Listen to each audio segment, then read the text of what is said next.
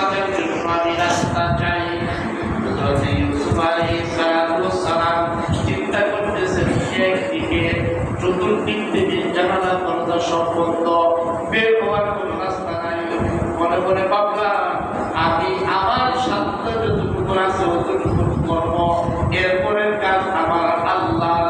এই চিন্তা করে ইউসুফ পয়গম্বর যখন জুলাইখার খাস কামরা থেকে দৌড় দিলেন, আল্লাহু আকবার, এই রুমের থেকে এখান থেকে দৌড় দিয়েছেন, সামনের দরজাটা আল্লাহ খুলে গিয়েছে।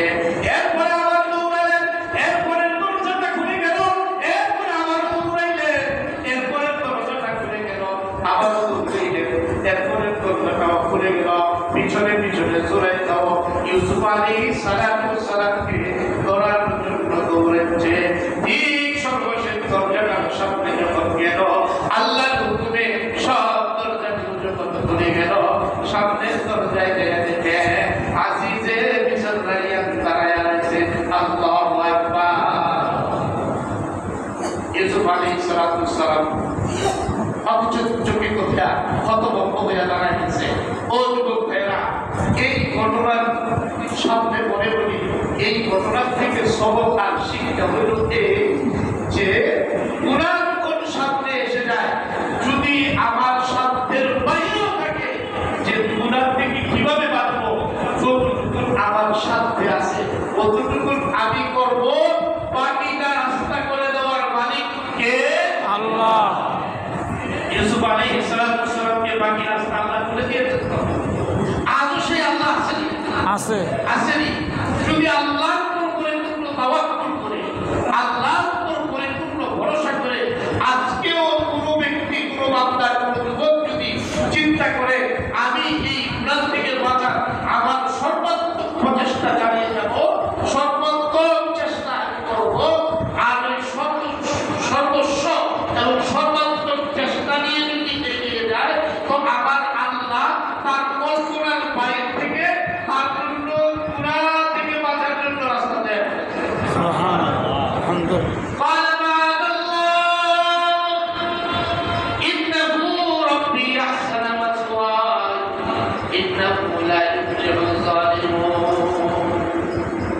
যখন ইউসুফ পয়গম্বর নিজের চেষ্টাটা করছেন, আস-সা'য়ু মিন্নি ওয়াল ইতমাম মিনাল্লাহ, নিজের পক্ষ থেকে চেষ্টা আর পরিপূর্ণ পূর্ণতা দেওয়ার মালিক হলেন আমার আল্লাহ। ঠিক না? ইউসুফ পয়গম্বর শেষ পর্যায়ে দাঁড়াইছেন, আজকে মিশর রাইয়ান। এখন জুলাইখা দেখেন এবার ভুল পরিবর্তন হয়ে গেছে, বুঝছেন তো? তার অভিনয় কিনে হয়েছে, পাপের হয়েছে চেঞ্জ।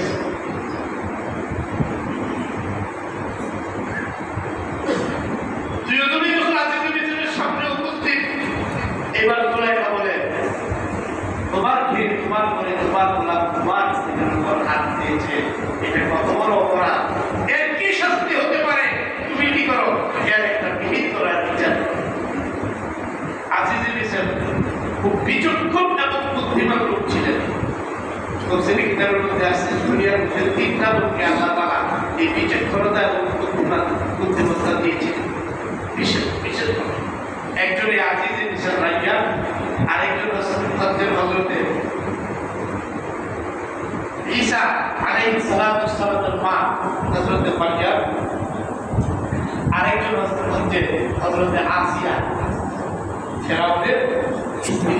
এই তিনজনকে আল্লাহ তাআলা বিচক্ষণতার যে ক্ষমতা, মানে চেহারা দেখে, অবস্থা দেখে, মানে বাস্তবতাটাকে নির্ণয় করার যে ক্ষমতা, এই শক্তি, এইটাই তিনজনকে আল্লাহ অপারগর মানুষের চেয়ে কি দিয়েছিলেন? বেশি দিয়েছিলেন। আজিজে মিশর চিন্তা করলেন, এখনকার যে পরিবেশ পরিস্থিতি, চেহারা, জুলাইখার চেহারার যে অবস্থা, ইউসুফের চেহারার যে পরিস্থিতি, এই দুই চেহারা উনি অবলম্বন করলেন, চিন্তা করলেন। চিন্তা করার পরে যখন জুলাইখার বক্তব্য শুনলেন, আজিজে মিশর বলতেছে, আমার এই কথা বিশ্বাস হচ্ছে না, আমার মনে হয় হাকিকত এর ভিতরে সত্য তুমি ঢুকাইতেছ। ইউসুফ আলাইহিস সালামকে বললেন তুমি তোমার পক্ষে সাক্ষী উপস্থাপন। আচ্ছা বলেন ওইখানে সাক্ষীর কোনো ব্যবস্থা আছে? আল্লাহ তাআলার কারিশমা, যেই রুমের ভিতরে সুলাইখা ইউসুফ আলাইহিস সালামকে ডেকে নিয়ে গেছিল, ওইখানে ঘটনা একটা শিশু বাচ্চা ছিল। এটা তাফসীরের কিতাবের মধ্যে কেউ বলছে সুলাইখার বোনের মেয়ে, কেউ বলছে সুলাইখার আত্মীয় মেয়ে বা ছেলে। হ্যাঁ, মেয়ে ছেলে মেয়েও কি আছে, মানে ইখতিলাফ আছে। একটা সন্তান হযরত ইউসুফ আলাইহিস সালাম চিন্তা করলেন আমার কাছে তো কোনো সাক্ষী নাই, উনি আল্লাহর নির্দেশ দিলেন। আল্লাহ পাকের পক্ষ থেকে তখন ইউসুফ আলাইহিস সালামকে নবুয়ত দেওয়া হয়নি, তখন ইলহাম হয়েছে। ইউসুফ আলাইহিস সালাম শুনতে পেলেন একটা শিশু বাচ্চার কান্নার আওয়াজ, এবং ওই কান্নার আওয়াজ দ্বারা কি বলতে চায় এটাও আল্লাহ তাআলা হযরত ইউসুফ আলাইহিস সালামকে বুঝায় দিলেন। ইউসুফ আলাইহিস সালাম বললেন হ্যাঁ আমার পক্ষে সাক্ষী আছে। কে সে সাক্ষী? বলে ওই ঘরের ভিতরে একটা ছোট বাচ্চা আছে, সেই বাচ্চাটাই আমার সাক্ষী। সুবহানাল্লাহ, কথা বলতে পারে। আজিজে নিজের বলে তুমি কি আমার সাথে মশকরা করছো? বলে না আমি আপনার সাথে মশকরা করছি না, ওই সন্তানটাকে নিয়ে আসেন, সেই আমার সন্তানটাকে নিয়ে আসলো।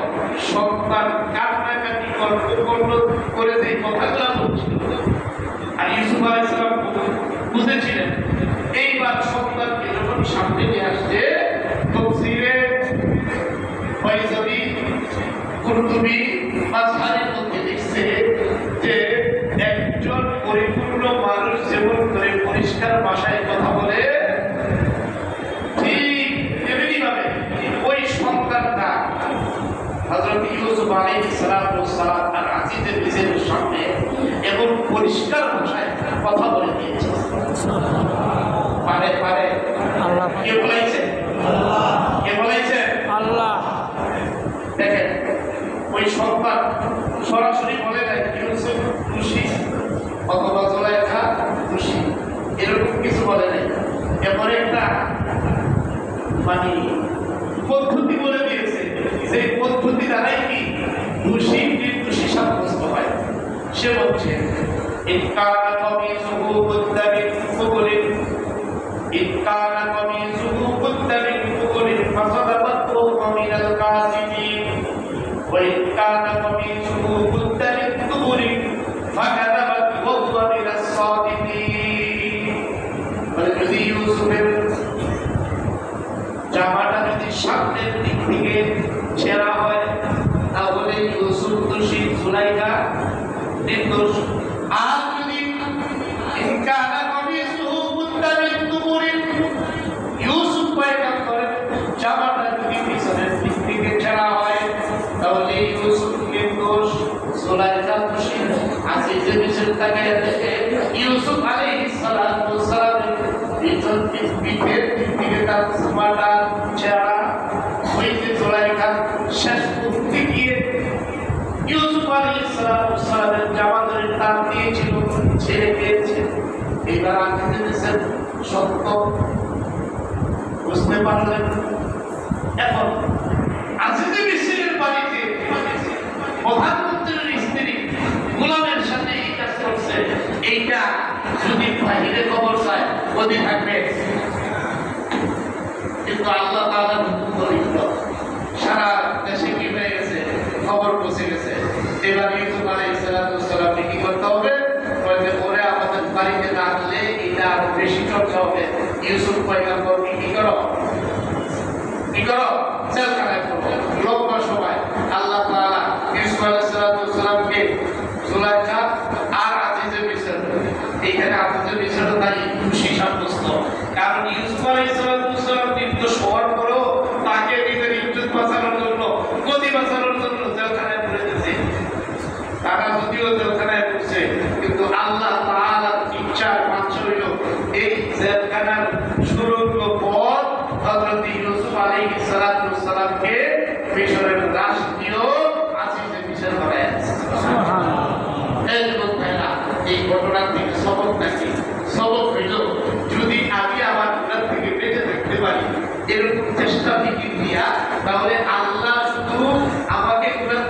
বাঁচাইবেন তাই নয়, এর পুরস্কার আল্লাহ আখিরাতে জীবন দিবেন, এর পুরস্কার আল্লাহ দুনিয়াতেও দিবেন, যেমনি ইউসুফ আলাইহিস সালাম।